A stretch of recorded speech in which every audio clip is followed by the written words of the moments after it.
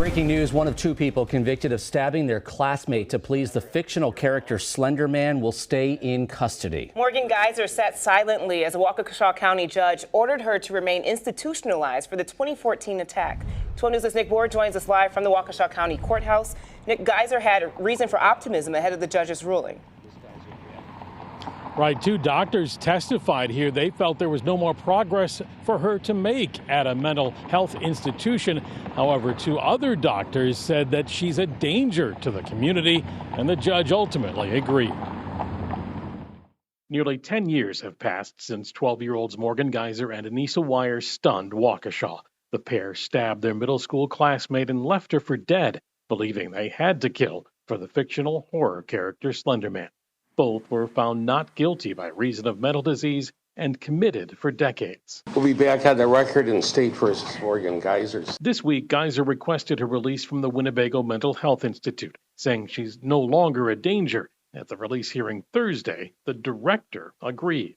I think at this point she is safe to return to the community, and I don't know that there's much more that could be done to make her safer. But two other doctors called her a danger if released, saying even though Geyser is no longer diagnosed as schizophrenic, she's had troubling symptoms. Where she described hearing voices of demons, specifically one named Abaddon.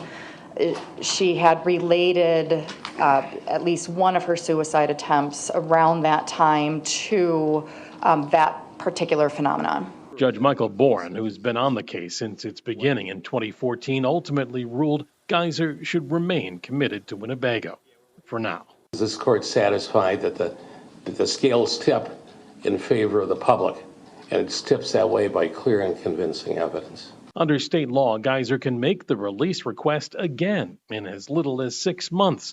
Her lawyer said afterward to expect it. Well, Tony, I guess the first question would be, is this something you plan to pursue again in 6 months? Yeah, I think we'll pursue it in 6 months. I think she's making progress, and doctors hinted at that, so I would expect so.